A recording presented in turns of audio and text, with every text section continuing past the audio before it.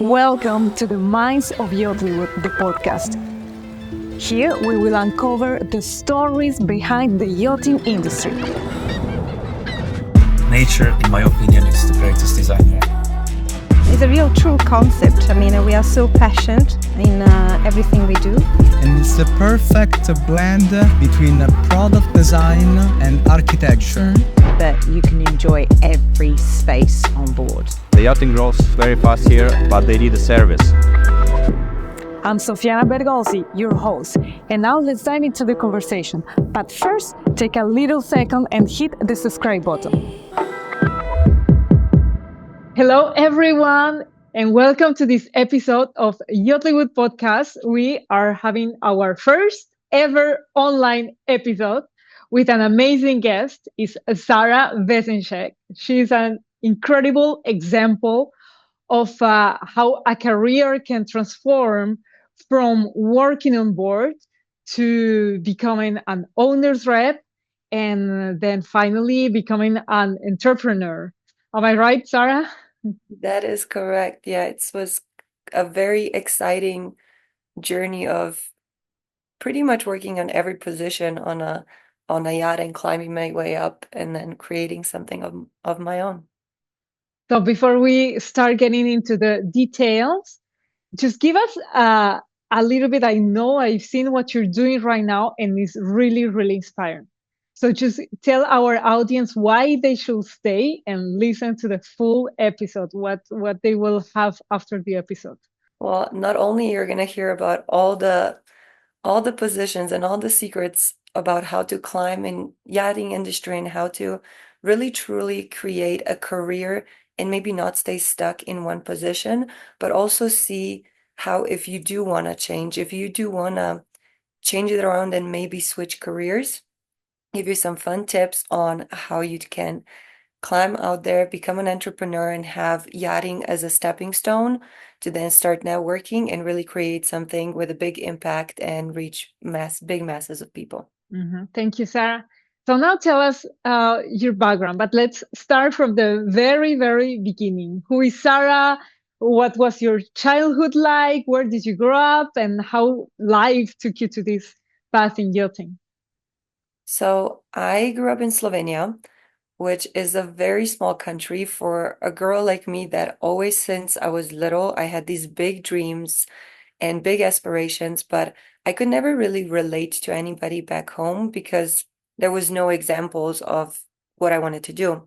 I started working really early at 13 in a wine bar, which is very illegal, but because we knew the owner, I was in the back rolling the cutlery, squeezing orange juice. And I think that was a big stepping stone for me because I finally understood what money means very early on in life.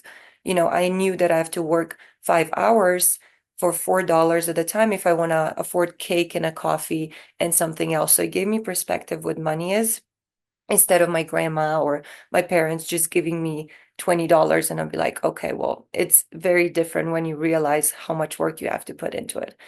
And very soon after that, I realized that if I want to travel, if I want to see the world, I don't want to burden my parents. So I had to figure out a way how to earn more money because $4 an hour with no tips is not going to cover me as a world traveler and trying to experience everything. So I met some right people and I saw this opportunity that I could become a yacht chef. Mind you, I had absolutely no experience in cooking. All I did was cook at home with my mom and my sister, you know, lunch here, lunch there. And when I decided that, I was like, you know what? I can actually make this work. I'm going to practice. How old were you at that moment, if I can ask? I was 19. Well, I was 18 when I first applied. And of course, when I sent my application in, all my experience at 18 was working in a wine bar. And I tried to write all those experience of like working with people, knowing when the food is ready, you know, cooking at home. But when you see that application on a CV, of course, they denied my application. They're like, there's no way that we're going to accept you in this professional chef academy in order to work on a yacht. But mind you, I don't know what happened, but I was very disappointed when they said no. I was like, oh, I really thought this was my journey. Fast forward to when I was 19, about 6 months later, I'm in a car with my dad, and I knew that I got an email from them saying that they have one spot left for the academy. And I knew in my mind that they're just trying to fill out the spots and get money. And they were thinking that I was going to fail, but I didn't care. I was like, this is my way in. I'm going to go. And I had to pay $2,000, which for a 19-year-old is a huge amount of money to go to Croatia, take part of this academy. And everybody thought I was going to fail because I'm competing against professional chefs. So I show up petrified, but super eager to learn and do everything. And long story short, because I was so resourceful and all the other chefs were used to professional kitchens and we were cooking, on a moving sailboat, which they never did before, I was one of the two girls out of 30 that actually passed the academy on the first week. And that was my stepping stone into yachting on very small yachts. I wouldn't even call them a yacht. They were like small sailboats, but I knew that that's a stepping stone to so many connections. And I knew that I could climb up from that first entry job to wherever I wanted, basically. Amazing. So from the beginning, did you started working with a very international clientele, would you say? Yes, I had people from, my first ever crew was from America, but I have people from India, from Spain, from Italy, France. I had people from Dubai, England, pretty much all over the world. And it was very fun to learn about new cultures and be challenged with new cuisines. And even the crew that I was working with, not necessarily guests, were from all over the world, which pushed me to kind of really open up as a person and my personality because at home, when I was little, I was bullied. I was very shy. I didn't want to, talk or put myself out there. But there, everybody had such a big personality. I had to put myself out there in order to succeed and be, you know, noticed by captains to get more jobs and stuff. And how were your movements? What did you do to move on from one sailboat, to the bigger yachts where you were still working as a chef? Yeah, so my brain, no matter what I do, I decided I was going to be the best. Even when I take you guys back to, 19, when I was 19, I'm cooking for people, 14 people who are drunk out of their mind. And I'm making them sous vide steaks and sushi and just like a spread of food that to die for. I didn't care if they would just want a sandwich. I wanted to be the best. And my trick was I made sure that the captain loved me, because if the captain loved me, I knew that any other week that he's going to have, he's going to choose me to be his chef. So I took care of the guests, of course, but I also woke up the captain with the coffee every morning. I made sure that they eat really good breakfast. I made sure that the lunch is always ready for them, because captains are running around, or they have, they're not on the same time as guests. And normally they don't get taken care of that well. So that was my little trick. And because of that, I moved into private charters and bigger yachts without really asking or applying for jobs. I never used my CV after that entry position. It was all word of mouth. And then how did that moment happen from being a chef to being an owner representative? That's absolutely wild story, but I was getting tired of being a chef because that was never my dream. In reality, all I wanted to do was travel the world, get paid for it, and that was my chance to do it. Let's And ask our audience whose is not their dream to travel right? the world and pay for it. And I was like, wow, that I can really do it. But then I realized because I have to physically be there, I didn't like it anymore.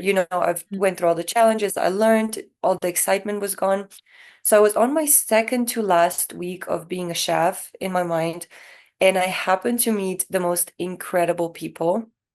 I never met them before. It was all word of mouth. They requested me, fired their actual chef that they got assigned to, and I decided I was going to come and work for free.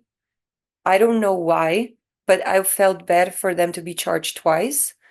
I just told them like, hey, I'm going to do this. I don't want to charge them twice for a chef, but make sure that it's included in my tip after. Do not know why I trusted him, did not know why I did that, but it led me to meeting my other family pretty much. We connected day two, and they pretty much on the spot offered me a job to work for them as a private chef. But I'm from Slovenia, they from America. Our lives were not aligned whatsoever, but I saw an opportunity. And for the next 6 months, I made myself so useful. Wherever trip they invited me to, I was working, I was organizing, I was taking care of them to the point where they were like, would you be willing to quit your other jobs and just work for us? And that truly happened in COVID because we got stuck in US, and I just helped around the house and all of that, and I was cooking and taking care of them. And all of a sudden they tell me they want to rent yachts for 8 weeks in the summer. I don't know who rents a yacht for 8 weeks. I've never had that request come across my table. Normally they just own a yacht. I ended up finding the incredible broker, Sophia. She helped me organize 8 weeks of 3 different yachts, 4 different countries. Like it was a big, big like mission to organize all of that, especially in COVID. And after about 2, 3 weeks on those yachts and me taking care of everything, mind you, everything's closed down. Europe is, fully masked. Tests needed to be done every 2 seconds. They pull me aside and they tell me they want to buy a yacht. And that was just kind of like testing the waters. I was like, okay, when someone tells you they want to buy a yacht, that's like a year or two down the line. We're going to look at some boats and then kind of decide what's going to happen. Not for them. As soon as the charter was over, we ended up going to see 5 yachts, and the third one was the winner. And pretty much a week after seeing that yacht, put in an offer, and after a month of paperwork, it was theirs, which is insane to me. I did not think it's gonna happen so fast. And as soon as I did it, I was there and physically signed for the papers, went into international waters, wired the money. I felt like I was in a James Bond movie, calling in for the coordinates. I'm like, okay, technically owns the yacht for a couple hours, and then, of course, it was transferred to the client. But ever since that moment, I was like, oh my God, how is this real life? And I get to now use my expertise to manage the crew and manage the yacht and put everything into this magical experience. And I was so grateful for the opportunity. Absolutely. So how would you put that in words as something that you learn or an advice? Because here we see that there is you have the talent of client relations and how to basically not only hospitality but also understanding them, finding your own ways to serve their needs. So what would be an advice that you give? Because I think this kind of advice, it applies for everybody who works with clients of this huge level. One, I would say always over deliver, especially in this world now. People charge so much money for their services and under deliver. So if you over deliver on whatever your job is, you're already going to be seen as the top, and then you're already standing out. And then second would be don't ever limit yourself to the position that you're currently in. Because if I would go into it being like, oh, I'm just going to be a hostess, on party boats, I dreamt big. I always, always, always knew that I was going to climb to the top of every industry with no experience. And that's the third thing. So, yes, be the best at what you do and stand out. Second, really, truly don't get stuck in where you are. And third, dream big, because when you have those big dreams, don't let the I don't have experience. Don't let those limiting beliefs tell you that you can't, because the only person stopping you from not doing it is you. So whatever you want to do or whatever you want to decide that you're going to do, there is a pathway there. Otherwise, you couldn't even wish for it. And that was my strategy all along. And within a year, I was actually broke in Slovenia because I stopped on yachting. Within a year, I became an owner's rep. So if you really truly decide something and look at all the ways that you can make it happen instead of focusing on this is impossible, I can't do this is too hard, all the negative stuff, the universe, the forces, whatever you want to call it, will actually help align opportunities for you. And then when they come, you have to act without being, you can be scared, but you just have to take action. And that's where the bravery comes in, and that's where results happen. So I agree with you actually in everything, but there is one question that I have, and then maybe our audience can feel the same way. How do you r- distinguish the line between over delivering and undervaluing your work? That's a really good question. I would say boundaries are very important and seeing what else is there, in the industry. So now let's say you're a stewardess in yachting and you just started. Where I mean over deliver is if your chief steward, whoever is above you, because you just started, tells you to do a certain job, I would do a little bit more, or I would prepare breakfast for her in the morning, or I would, do little things that differentiate you from others and just so you stand out. Or I would be in really good relationship with the captain because if he moves on to the bigger boat, then maybe I could become a second stew on the bigger boat. But I would never work for 18 hours and let everybody else rest just because I'm trying to over deliver. That's a really good question. I would just make sure that I'm standing out and pay attention and learn because everybody's capable of it. But if you're training someone, of course someone's gonna screw it up. But I would make sure if I make a mistake, that is the last time I make it and I learn and I do everything that they tell me perfectly because then they're like, oh my God, she's amazing. So whatever opportunity is gonna come up, they're gonna be like, oh, it's her. Mhm. Okay, that's very clarifying. So tell me, how is it to be an owner's rep? Well, honestly, when it happened, I was petrified because mind you, I was 23 and a woman God, on a call with 60, 50-year-old men, like yeah. white men. And of course, they didn't know my age, but I would actually put glasses on. I would put my hair up in a bun. I was trying to make myself look older with like a turtleneck because if they figured out how young I was, I feel like they would take advantage of my client, even though I knew how to manage it and how to get a deal and how to select the right people. But of course, you're in your head. I mean, you would go from cooking to managing, 20, 30, $40 million vessel. And you're just like, oh my God, this is a big deal. But on the other hand, I was like thinking to myself, well, you knew this was going to happen because I talked about it about a year before, and absolutely everybody thought I was crazy. But I just knew that I have these big goals, and when they happened, new challenges came with it, of course, but there was this big, exciting feeling as well because now I got to show my dear clients how to use a yacht, how to hire the right crew. And we got to create something very unique because where I worked in yachting was very old school. So we got to create this like new wave of yachting and how to take care of the crew and kind of more form a family on the yacht than owner versus, crew relationship. Yeah.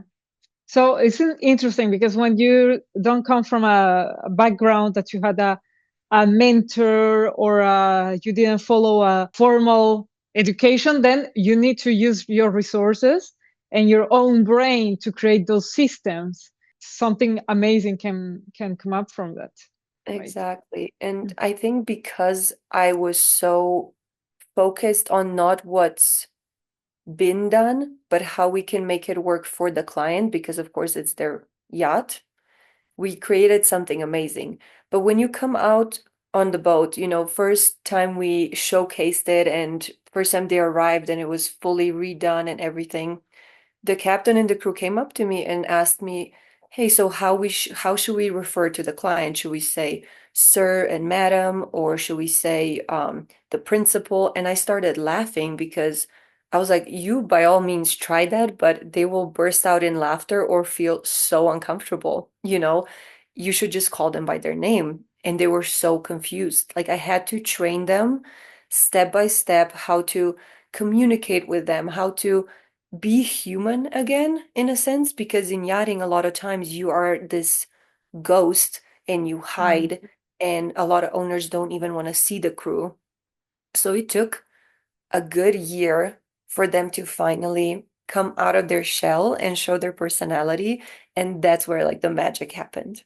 What would you say was the most difficult times, the biggest challenges for you working? Honestly, the biggest challenge definitely was renovating a yacht on the outside and inside. So full refit in COVID in 5 months, which is insane. Yeah, Mind you, no one could travel. Designers that we found did never saw the yacht or step foot on a yacht. So I was walking around with the GoPro on my forehead, like showing them the yacht, how it looks like, sending photos, crossing borders, with not necessarily legal paperwork, but we just had to make it done and see how this is all going to come together. Contractors couldn't travel. We couldn't get shipments on time. But I truly think that our team of the captains and designers and project managers was incredible. The only thing that they lacked was thinking outside of the box, which I can say that I'm a genius in. I yeah. found every loophole to get every contractor in across the border through vans, pickups, planes. Like it did not matter. I figured My that God. out. And I was in California and they were in, France. So I was on the phone call with immigrations officers at 3 a.m. in the morning, telling them why they need to go across, why this is actually legal, what the paperwork says. So that was the most challenging part of it for sure. Yeah, I can imagine. And with the client relations, I think I have the feeling like you got in that sense lucky to find such a matching owners. Yeah, What would be your perspective in a general way of what you have spoken to other owner reps? What do you think is the most challenging in the human side? I think definitely managing their expectations, because normally those people are a little bit lost from the actual reality. They're a little dissociated from it. So that was a big challenge for me to not promise something and then have them disappointed. I rather look like a bad guy at first, telling them it can't be done on time, and then we delivered 2 or 3 weeks before. That was a big lesson, because if you promise something and then it doesn't happen, Yeah. not a good look. And the second thing would be, the very challenging thing for me was, because I was close to the owner, I had absolutely no boundaries. I was working 20 hours a day and I was living on the yacht. So it was, the crew had their quarters, but I was technically on the guest side working. Hmm. So I was working from the moment I woke up to the moment I closed my eyes. Like it was nonstop from the crew side, from the guest side. And at 23, I didn't really feel comfortable setting boundaries to this incredible new job I just got. So it definitely took a toll on my physical body and on my mental health, until I came to a point where I had to have that conversation and figure out a routine where it works for me as well. Otherwise, I would just burn out. So now you are living this part of your life, right? Yeah, so after 5 incredible years in yachting and challenges and, new experiences, that was never my big goal. It was just another stepping stone.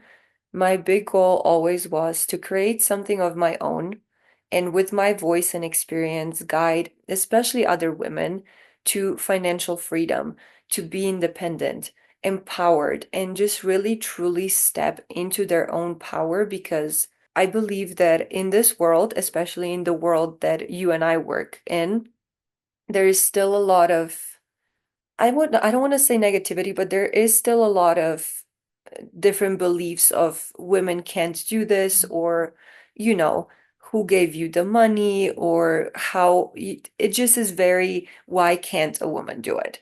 And it's very saturated with men. So my whole goal since I was little was to set an example for other women and show them how they can do it too, with absolutely no experience, with just pure determination and their own genius that we have. And I truly believe that we're way more in tune. We're way better with people and relations just because of that motherly instinct, or I don't know what you want to call it, but we have that something extra that we're better leaders. We're better with, you know, people in general. And I feel like we just think outside of the box. So that's my new venture. I am teaching women how to truly become the best versions of themselves, how to reach their goals, and how to also diversify their income so they can start earning money online, teaching people what they already know. So basically, whatever your genius is, I take you from zero to hero, where you can not work 18-hour days anymore, where you could actually wake up to money that you made in your sleep, and you get to help people with something that, you know, is very needed in your specific niche. Yeah, that's incredible. And even though you have left us, you have left the industry, there is, of course, we all know that we're in a male dominating industry, and we all know that story, and we are all struggling somehow. As a woman, I can say that I see it's not impossible for us, but it's much harder. We have so many obstacles and disbelief, and even the harder you can push hard, super hard, but it's just not the same like you when you see the other gender around, like things move so much easier, right? But Mm-hmm. it's really nice because as you said, is what you're teaching now, and we see it, your own life and your own career is an example of your knowledge and your abilities, and it's something I found fascinating is that not is not something, is not a matter of being a genius or finding the secret, or it's just to see clearly the steps, right? I think we complicate so much our heads, and you have like you think like a child, basically. Things are easy. This is the problem, that's the solution, we just need to move towards the solution. So basically your mentorship, it sounds to me like it can help women from our industry, from the crew side and also from the land-based side, right? It is truly for anybody who has any sense of feeling that maybe this isn't it, maybe they want more in life, maybe they want to work less and really fix. We work a lot also on your relationship with money, because growing up, we believe that money isn't everywhere. It's hard to get. You have to work hard for money. All these beliefs, which they put on us for a reason, because they need to keep majority of the world, you know, poor, and then just a little bit of people rich in order to keep it running. Because if everybody had an opportunity to build wealth, no one would want to do the dirty jobs or the, you Yes. know, underpaying jobs. So yeah, we work through everything, and it truly can benefit every human, but my true passion is inspiring and bringing other powerful, amazing women up with me. And I feel like mentoring is the way we learn in yachting. We don't have so many books or universities, or so we are all of us looking for mentors all the time. So Sarah, how can we find you? So the best way to the best way to reach out to me would be on Instagram. My name is Sara Vezenšek.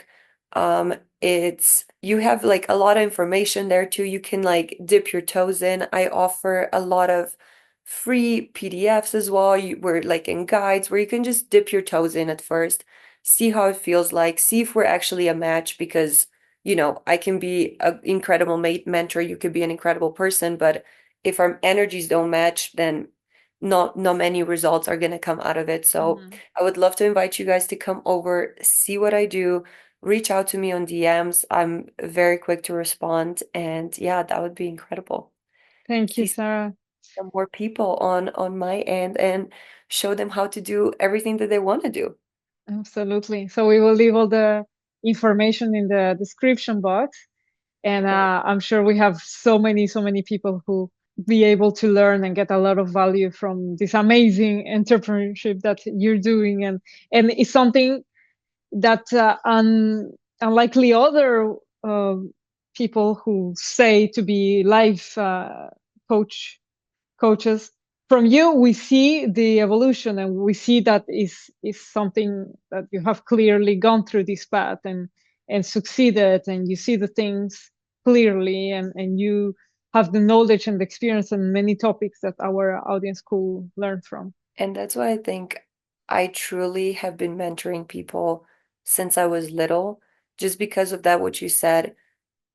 I see something and I just go for it, whereas other people stop where like even in the beginning or don't even allow themselves to dream. And I'm really good at reminding you and showing you how to go through that maze in your head, because when you fix your mindset, everything around you just shifts like that. It's pretty incredible. Unbelievable. Thank you, Sarah, so much. Thank you for having me. Such an honor. Thank you, guys. And don't forget to find Sarah in Instagram. All the information is in the description box. And see you next time. Bye. Thanks for joining us today in the Minds of YACHTLLYWOOD, the podcast. Don't forget to subscribe for more exciting episodes with incredible guests. Until next time.